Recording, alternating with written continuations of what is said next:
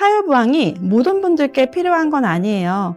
하지만 필요하신 분들께는 정말 인생의 치료가 될 수 있다는 것. 한 번의 치료로 3년 동안 힘들었던 그 고통을 벗어날 수 있는 경험을 할 수가 있어요. 이러니 무슨 좀 약장사 같은데, 사실 사혈부항을 저도 하고 환자분들 해드려도 다 하나같이 한 번 해보면 정말 이거를 헤어날 수가 없다.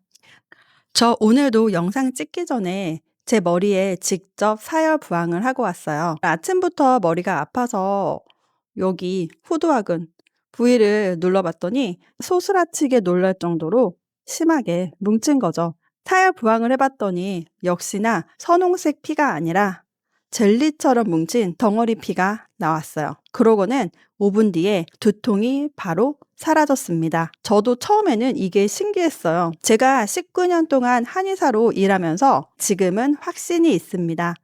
오늘 아무도 안 해주는 그 이야기를 전부 말씀드릴게요. 이런 분들 분명 계실 거예요. 정형외과, 통증의학과, 신경과 다 가보고 충격파, 주사, 도수치료 모두 했는데 그때뿐이고 다시 또 아파져요. 두통이 만성으로 너무너무 자주 있어서 한 달에 진통제를 먹는 것만 해도 수십 개가 돼요. 검사해도 이상 없다고 하고 뭘 해도 그때뿐이고 다시 또 생기는 건 마찬가지예요. 도대체 뭐 때문일까요? 통증의 그 원인, 그 진원지를 제대로 건드려주지 않았기 때문입니다. 어혈이 뭔지 설명을 들어보신 적 있으세요? 한의학에서 오래된 말이라 사실 뜬구름 잡는 것 같기도 하고 미신 같은 느낌이 있잖아요. 근데 이건 굉장히 물리적인 개념이기도 합니다. 우리가 근육이나 인대를 반복해서 쓰거나 과사용을 했거나 삐끗했거나 크게 다치고 나면 그 조직 안에는 염증 반응이 진행이 돼요. 이 염증이 혈액의 점성을 높이게 되는데요.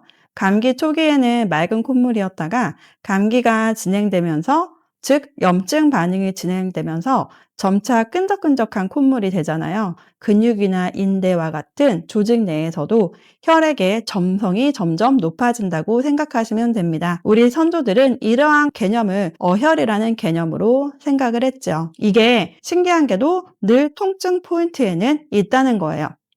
사혈을 하면 두 종류의 피가 나오더라고요. 선홍빛 피와 함께 젤리처럼 뭉친 덩어리 피가 있는데요. 같은 시간에 같은 부위에서 나오지만 뭉치고 안 뭉치는 그 상태로 있는 거죠. 제가 사혈부항에 대해서도 유튜브를 찾아보면 많은 한의사들이 모든 피는 공기 중에서 굳게 돼 있다, 안 굳는 피가 어디 있나 이야기를 많이 하더라고요. 근데 솔직히 저는 이거는 확신해요. 과연 환자들에게 사혈부항을 하고 나서 그 피를 본 적이 있을까? 막연하게 생각할 때는 공기 중에 나온 피는 당연히 굳게 되죠. 그렇지만 제가 말하는 어혈이라는 개념은 공기 중에 5분, 10분 지났을 때 점점점 굳게 되는 그런 혈액이 아니라 실제로 사혈부항을 해서 사혈한 피를 보면 덩어리가 된 부분과 덩어리가 되지 않고 흐르는 피, 그 흐르는 피를 휴지나 꺼즈와 같은 걸로 흡수를 시키면 당연히 굳게 되죠. 이게 단순히 공기 중에 나와서 굳는 게 아니에요. 어떤 거는 뭉치고 어떤 거는 안 뭉치는 거죠. 조직 자체에 염증이 있는 경우에는 다른 겁니다. 신기한 건 통증이 오래된 부위나 심한 부위일수록 더 많이 나온다는 거죠. 제가 그래서 흔히 당신의 염증, 통증 지도를 찾아드립니다 라고 이야기를 드리고 있어요. 제가 19년 동안 진료하면서 기억에 남는 케이스들이 몇 가지가 있는데요. 3년 동안 무릎이 아파서 안 해본 거 없던 분이셨어요. 정형외과, 통증의학과, 신경과 모두 가보셨고 충격파, 도수치료, 주사, 먹는 약 모두 다 시도를 해봤지만 그때뿐이었다고 하셨어요. 사실 젊은 남자분들이 무릎이 아프다고 하면 무릎 자체가 약해져서 아플 가능성은 매우 드뭅니다. 따라서 저는 그렇게 말씀드렸죠. 환자분이 무릎을 치료를 했는데도 무릎이 낫질 않는 것은 무릎이 원인이 아니기 때문이다 라는 말씀을 드렸는데요. 역시나 그분도 무릎이 아닌 무릎 주변을 지지하는 근육에 심한 염증이 생겨서 마치 무릎이 아픈 것처럼 느껴졌던 거죠. 그래서 그 염증이 있는 부위에 사열 부항을 진행하고 강화를 위해 봉심을 나들였습니다. 그 치료를 3번 정도 하셨더니 역시나 원장님 정말 최고예요 하시면서 씻은 듯이 증상이 사라지셨다고 하셨어요. 저한테는 이런 순간이 도파민이 샘솟는 순간이기도 합니다. 두통도 마찬가지예요. 의외로 호두화근이나 전 삼각근 부위가 아픈 분들 정말 많으시고 MRI 등 신경과에 가셔서 원인을 못 찾고 매번 진통제만 드시고 오시는 분들이 참 많으신데요. 실제로 이런 분들께 호두화근과 전사각근 혹은 호두부 주변에 있는 근육들에 소스라치게 놀랄 정도로 통증이 있는 부위들이 있거든요. 그거는 개인 따라 조금씩 다르신데 본인도 거기가 그렇게 아픈지 몰랐던 거죠. 그래서 저도 근육의 이름보다는 염증점이라고 말씀을 드릴게요. 그곳에 사열을 하면 어혈, 젤리피가 나오고 통증이 확 줄어드는 경험이 참 많습니다.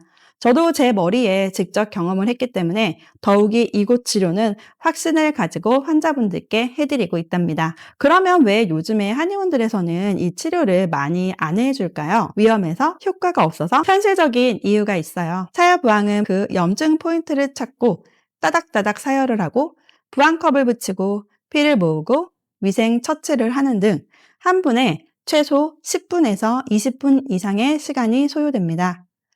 그 20분에 다른 환자분 두세 분을 더 볼 수는 있거든요. 게다가 의료 폐기물의 비용은 또 상당하고 저희 한의원만 해도 이 의료 폐기물이 한 달에 30만 원 가까이 나오기도 합니다. 이 치료는 사실은 어떤 사명감이 없으면 구조적으로 지속하기가 어려운 치료고요. 또 이게 사실 어혈이 제거되는 효과를 보려면 사열을 조금 많이 해야 효과가 있는 부위들이 확실히 있거든요. 그러면 실제로 좀 따갑기도 하고 이게 어혈이 많은 분들은 그만큼 멍이 좀 진하고 깊게 오래 가기도 해요.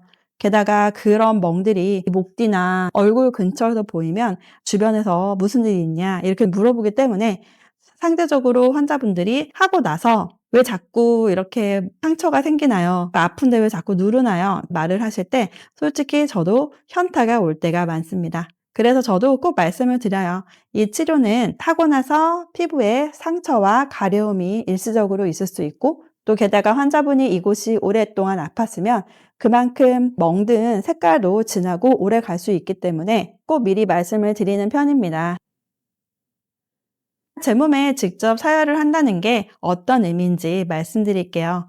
저도 몸이 약한 편이에요. 두통이 자주 오고 소화도 잘 안 되고 진통제도 많이 먹어봤고 침도 맞아보고 유명한 한의원 가서 추나 침 치료도 좀 받아보고 한약도 직접 먹어봤는데요. 사실 사열부항을 제가 직접 하고 난 이후 확실히 두통이라던가 심한 통증을 빠르게 감소시키는 효과가 참 좋다라는 걸 많이 느꼈어요. 오히려 제 몸이 어렸을 때부터 약했기 때문에 사열부항이 좋다라는 것도 제 스스로 경험할 수 있었던 것 같은데요. 제가 직접 경험하기 전까지는 저 또한 이걸 환자분들께 당연하듯이 해드리지는 않았던 것 같아요. 그리고 그 염증 포인트를 제가 딱 찾으면 그 부위가 얼마나 뭉쳤는지를 아는데 그거를 알고서 그냥 넘어가기가 참 힘든 거죠. 물론 당연히 침이나 도침요법 등등등으로 강하게 자극을 했을 때 염증이라던가 그런 조직이 회복은 될 수 있지만 사실 여드름이 생기면 여드름을 좀 짜내고 나면 아물고 나서 그 부위가 재생이 되잖아요.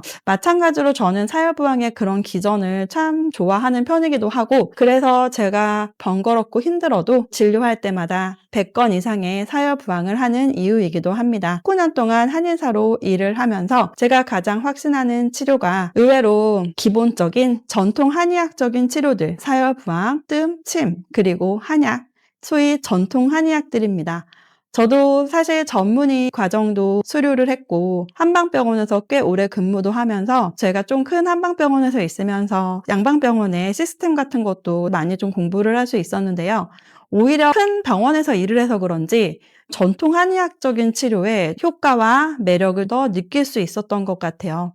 그래서 저는 한의원들에서만 해드릴 수 있는 부분에 조금 더 진심으로 치료를 하는 것 같아요.